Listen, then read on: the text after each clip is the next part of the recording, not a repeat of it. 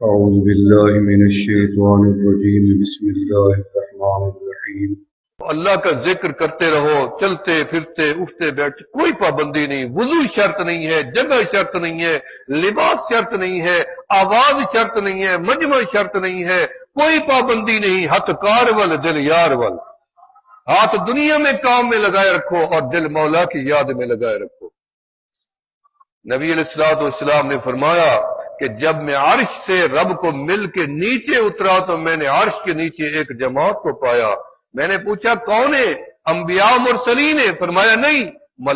ملائکہ مقربین ہے؟ فرمایا نہیں۔ پھر کون لوگ ہیں؟ تو جبرائیل علیہ السلام نے بتایا الذاکرون اللہ، جو اللہ کا ذکر دنیا میں کثرت سے کرتے تھے، رب نے ان کو اپنے عرش کے نیچے جگہ عطا فرمائی۔ نبی علیہ الصلوۃ والسلام سے پوچھا گیا قیامت کے دن درجے کے لحاظ سے کون لوگ افضل ہوں گے؟ میرے آقا نے فرمایا الذاکرون اللہ کثیرا، قیامت کے دن درجے کے لحاظ سے بھی یہی لوگ جو آپ کے سامنے بیٹھے ہیں یا آپ بیٹھے ہیں، ذاکرین درجے کے لحاظ سے زیادہ درجہ پائیں گے۔ تو اس لیے آپ ذاکر بنے اور ذاکرین کے ساتھ اپنی نسبتوں کو مضبوط کریں، رشتے کو اور رابطے کو مضبوط کریں۔ ہمارے حضرات نے لکھا ہے کہ بیعت جو ہے اس کے 10 حصے ہوتے ہیں، 9 حصے رابطہ ہوتا ہے۔ اگر رابطہ منقطع ہو گیا تو پھر کچھ بھی نہیں بچے گا۔ رب کا رابطہ جب مخلوق سے منقطع ہو گیا، یعنی عیسیٰ علیہ السلام چوتھے آسمان پہ اٹھا لیے گئے تو کعبے سے اور مخلوق سے رابطہ منقطع ہو گیا۔ کعبہ رب کا گھر تھا، اس کے اندر بھی غیر کی پوجا عبادت ہو رہی تھی، بتوں کی پوجا ہو رہی تھی، اور یہ بھی رب کا گھر ہے۔ دل ہر مومن کا جو ہے رب کا گھر ہے۔ نبی علیہ السلام نے فرمایا قلب المومن عرش اللہ، ہر مومن کا دل اللہ کا عرش ہے۔ یہ تیرا گھر نہیں، یہ مولا کا گھر ہے دل۔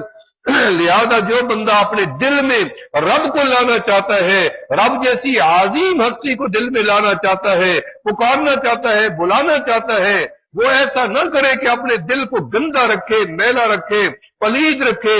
اگر آپ کسی معزز مہمان کو گھر بلاتے ہیں تو گھر میں جھاڑو بھی تو دیتے ہیں، بستر بھی تو بناتے ہیں اور سنوارتے بھی تو ہیں کہ میرے گھر پہ مہمان آ رہا ہے۔ ایسے نہ آئے کہ میرے گھر کا ہر سامان بکھرا پڑا ہو، ادھر کوئی چیز پڑی ہو، ادھر کوئی چیز پڑی ہو۔ سب کو سلیقے سے عورت سنبھال کے رکھتی ہے تاکہ مہمان گھر میں آنے والا ہے۔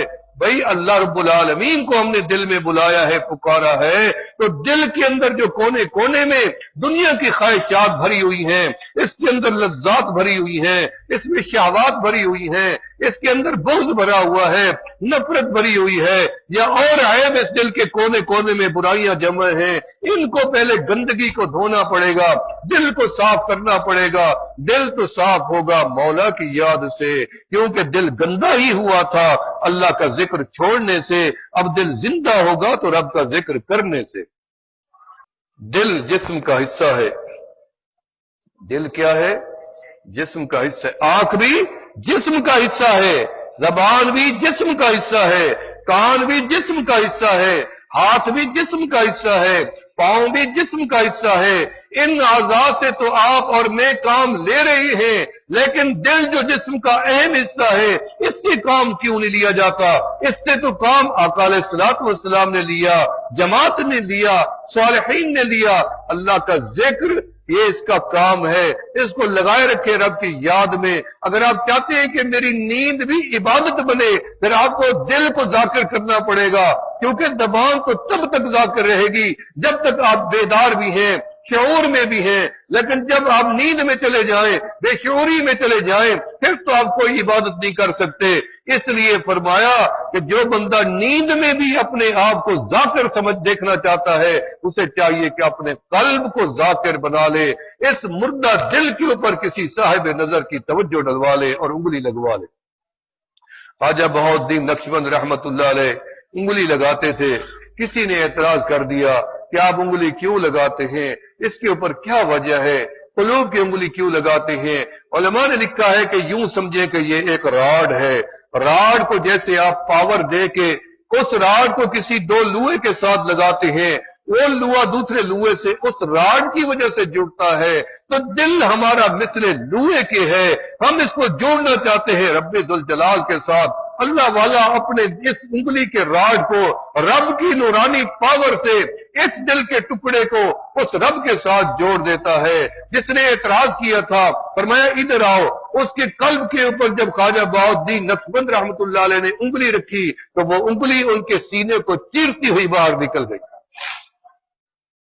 ہمارے حضرت رحمت اللہ علیہ نے فیصلہ آباد کے اندر ایک فقیر لے گیا، فرمایا کہ میرا باپ فوت ہو گیا، کسی سے بیعت نہیں تھا، لیکن میں چاہتا ہوں کہ میرا باپ بھی ذاکرین میں قیامت کے دن اٹھے۔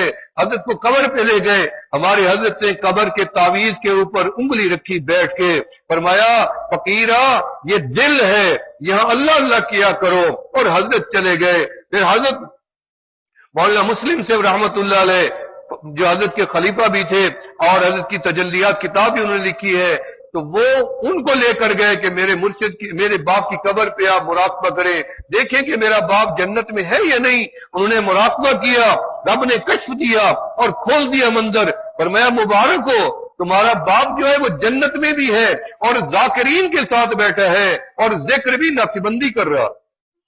بڑی دیر اس لیے لگی، میں دیکھتا رہا کہ کس بزرگ سے ان کی نسبت ہے، تو مجھے ان کا کوئی مرشد نظر نہیں آیا، اس لیے میں نے بڑی دیر لگا دی۔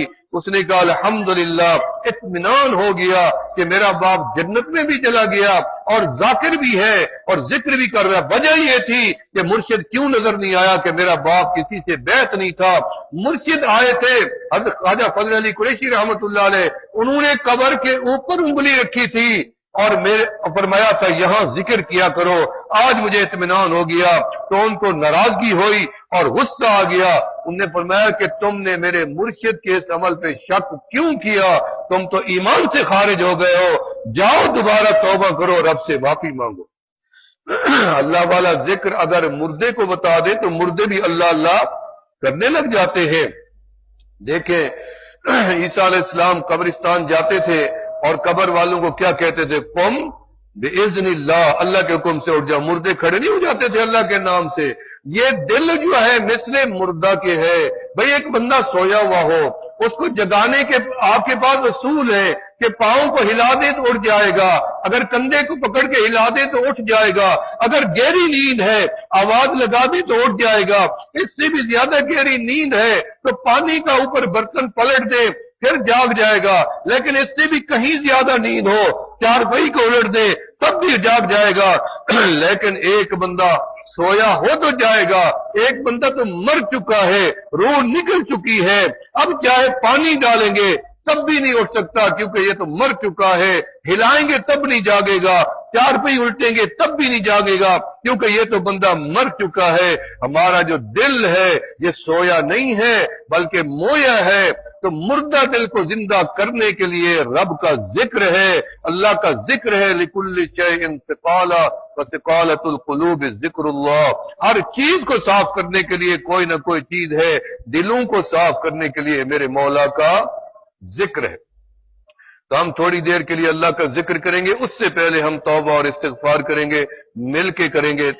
توبہ کے کلمات یہ فقیر پڑھے گا، تمام حضرات جو کسی بھی بزرگ سے بیعت ہیں اپنی بیعت کو ملحوظ خاطر رکھتے ہوئے یہ کلمات پڑھیں گے، اور جو حضرات بیعت ہونا چاہتے ہیں اور کسی سے بھی بیعت نہیں ہے یا ہمارے ساتھ منسلک بیعت ہیں وہ اس نسبت کے تحت پڑھتے رہیں تو ان کو بیعت بھی ہو جائے گی اور رسول اللہ صلی اللہ علیہ وسلم کی نسبت بھی مل جائے گی اور ان کی تار کنیکشن مدینے سے سرکار مدینہ صلی اللہ علیہ وسلم سے جوڑ جائے گا۔ پڑھیں بسم اللہ الرحمن الرحیم۔ استغفر اللہ العظیم، خواتین بھی پڑھتی رہیں ساتھ ساتھ، استغفر اللہ العظیم، استغفر اللہ تعالی ربی من کل ذنب واتوب الیہ، آمنت باللہ وملائکتہ وکتبہ ورسلہ والیوم الآخر والقدر خیرہ وشرہ من اللہ تعالی والبعث بعد الموت۔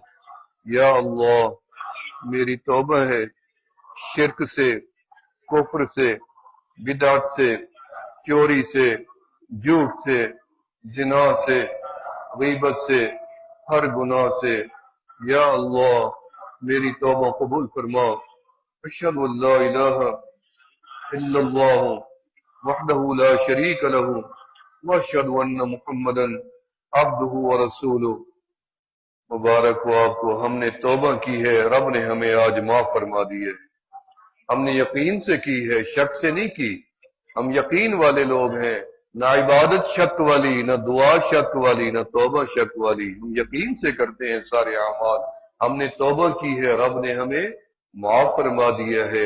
اب جنہوں نے بیعت کی نیت سے پڑھے تھے یا عمومی طور پہ لوگ کھڑے ہیں، تو آپ تسبیحات بھی سمجھ لیں کہ فجر کی نماز کے بعد درود شریف کی تسبیح، ظہر کی نماز کے بعد تیسرے کلمہ شریف کی تسبیح، عصر کی نماز کے بعد پہلے کلمہ شریف کی تسبیح، مغرب کی نماز کے بعد اللہ اللہ اللہ اللہ اللہ اللہ اسم دو ضربہ، اسم اعظم کا ذکر، اور عشاء کی نماز کے بعد استغفار۔